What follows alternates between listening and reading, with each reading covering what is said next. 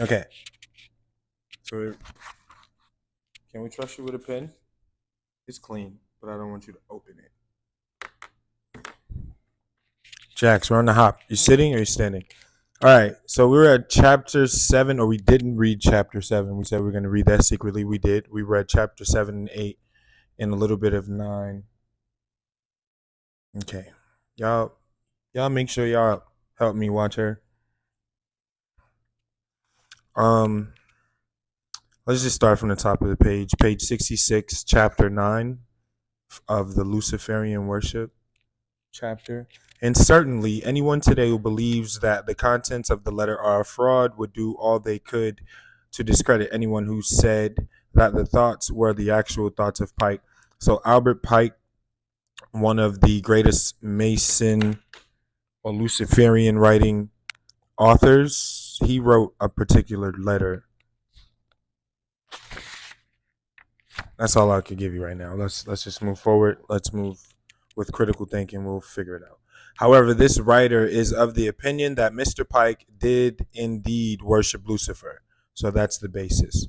And it is not basing that conclusion on just this one letter. Notice that Mr. Pike has written elsewhere that he considered Lucifer to be the secret god of the Masonic Lodge. So it is not essential to the writer's position that this encyclical, my bad, encyclical be proven to be valid. It is the author's contention that there is an ample amount of evidence from other sources, including from Masons other than Mr. Pike, that the secret god inside the Masonic lodges is Lucifer.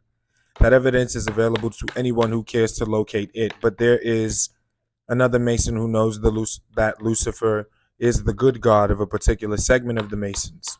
Pike's fellow 33rd degree Mason, Manly P. Hall, who also felt that this God was a good God or a God of good, he wrote in his book entitled The Secret Teachings of All Ages, sun worship played an important part in nearly all the early pagan mysteries. The solar deity was slain by wicked ruffians who personified the evil principle of the universe by means of certain rituals and ceremonies, symbolic of purification and regeneration or regeneration. This wonderful God of good was brought back to life and became the savior of his people. Emphasis by author. This God who came back to life is not the Jesus of the Bible, because Mr. Hall refers to him as the solar deity. He is referring to the death and resurrection of Osiris, covered in detail in the Masonic rituals. Manly P. Hall has further identified Lucifer as the god of some of his fellow Masons. He has written this in his book entitled The Lost Keys of Freemasonry. When the Mason learns the key to the warrior on the block is the proper application. When the Mason learns the key to the warrior on the block is the proper application of the dynamo of the living power, he has learned the mystery of his craft. That was such a run-on. The seething energies of Lucifer are in his hands, and before he may step onward and upward, he must prove his ability to properly apply energy.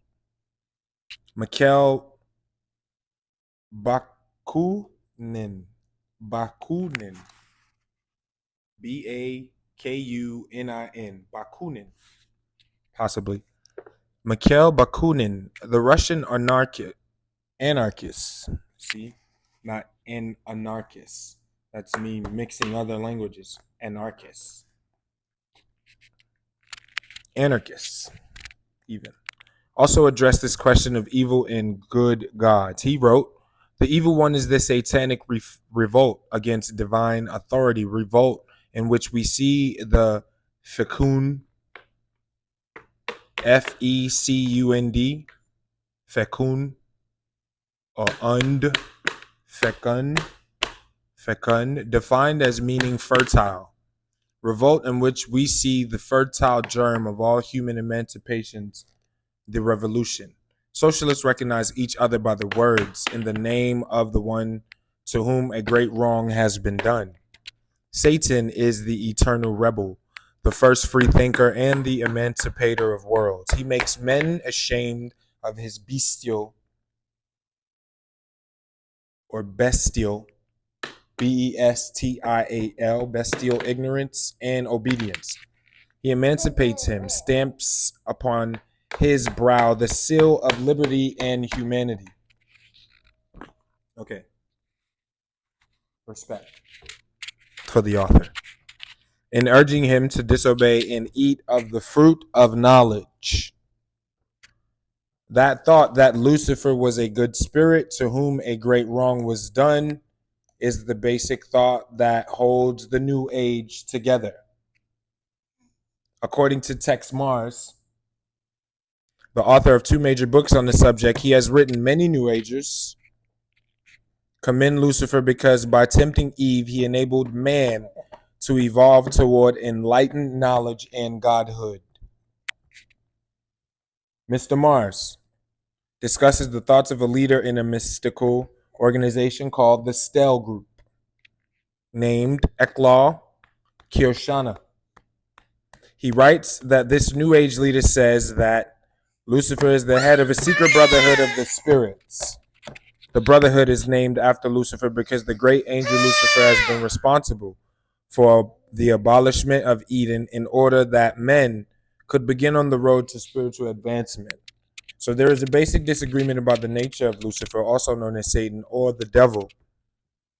The Bible depicts, this is interesting. The Bible depicts him as a force for evil, and Mr. Pike and others pictures him as a force for good. Are you sleepy or you want to be hugged?